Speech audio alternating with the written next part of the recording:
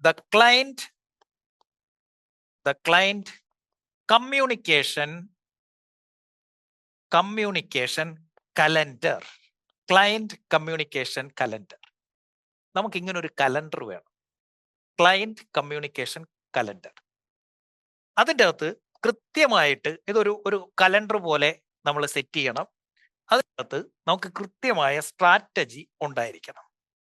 ആ സ്ട്രാറ്റജിയിൽ ഒന്ന് വീക്കിലി നമ്മൾ എന്തൊക്കെ ചെയ്യും, നമ്മുടെ എക്സിസ്റ്റിംഗ് കസ്റ്റമറുടെ അടുത്ത് എങ്ങനെയാണ് നമ്മൾ ഇവരെ ടച്ച് ചെയ്യാൻ പോകുന്നത്.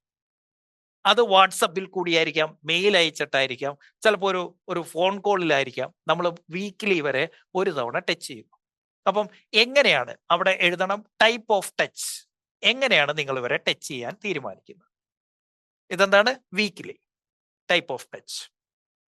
അത് വാട്സപ്പ് ആകാം, SMS ആകാം, മെയിൽ വഴിയാകാം. നമ്മൾ ഒരു അപ്ഡേഷൻ ഇങ്ങനെ എടുത്തുകൊണ്ടിരിക്കും. ഈ വീക്കിലി ടച്ച് ചെയ്യുമ്പോഴത്തെ ഗുണം എന്താ?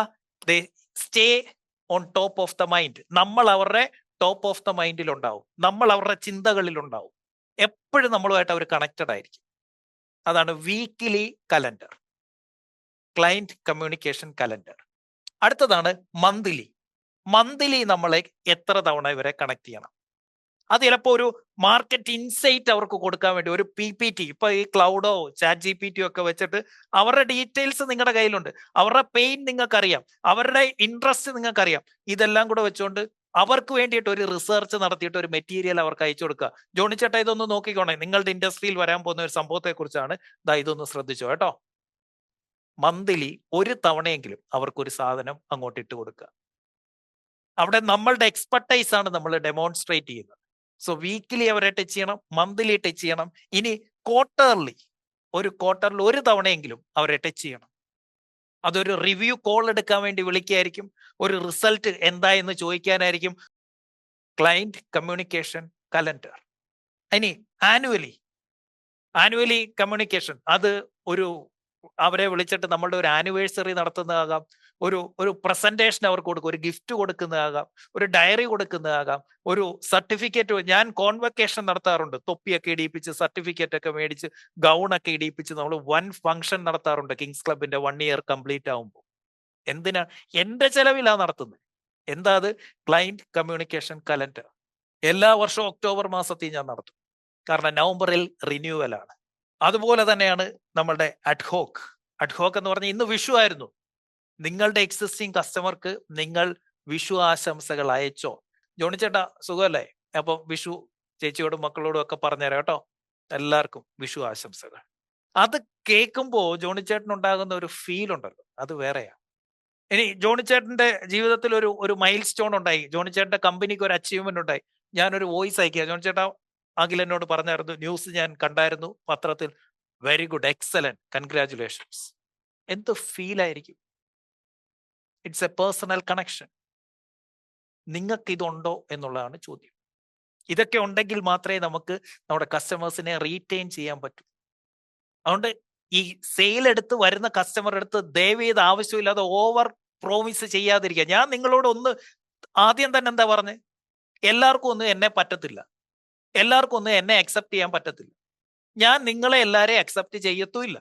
ഞാൻ ഇങ്ങനെയൊക്കെയാണ്. പറ്റുന്നവർക്ക് മുന്നോട്ട് പോകാം, അല്ലാത്തവർക്ക് മറ്റന്നാ പോകാം. ക്ലിയർ ആയിട്ട് പറഞ്ഞു. ഞാൻ ആർക്കും ഒരു സ്ട്രാറ്റജിയും പറഞ്ഞു തരത്തില്ല. ഞാൻ നിങ്ങളുടെ കോണ്ടെക്സ്റ്റ് കറക്റ്റ് ചെയ്തു തരും, നിങ്ങളുടെ അടിസ്ഥാനപരമായ പ്രശ്നം ഞാൻ പരിഹരിച്ചു തരും. അതിൽ നിന്ന് വേണമെങ്കിൽ പോയി സ്ട്രാറ്റജി കണ്ടെത്തി നടപ്പാക്കിക്കോണം. അതിനുള്ള കമ്മ്യൂണിറ്റി ഉണ്ടാക്കി തന്നിട്ടുണ്ട്, അതിനുള്ള മെന്റേഴ്സിനെ ഉണ്ടാക്കി ഇട്ടിട്ടുണ്ട്.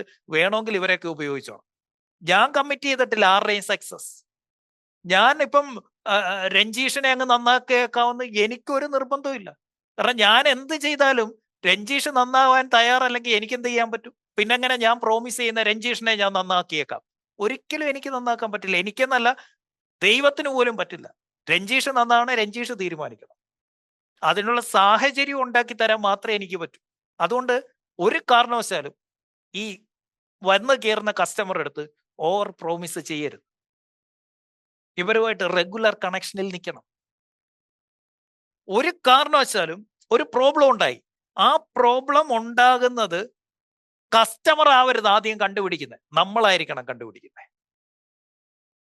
നമ്മൾ കണ്ടുപിടിച്ചിട്ട് അവരോട് അങ്ങോട്ട് പറയും ഇങ്ങനെ ഒരു പ്രശ്നമുണ്ട്, നമ്മളുടെ ആ സർവീസിൽ ഇങ്ങനെ ഒരു ചെറിയ പ്രശ്നമുണ്ട്, എത്രയും പെട്ടെന്ന് അത് റെക്ടിഫൈ ചെയ്യാം കേട്ടോ. അത് ഇമ്മീഡിയറ്റ് പ്രശ്നങ്ങൾ ഉണ്ടാവും, മിസ്റ്റേക്ക് ഉണ്ടാകും. മനുഷ്യരാണ്, നമ്മൾ ചെയ്യുന്നതിൽ it may happen, something may go wrong.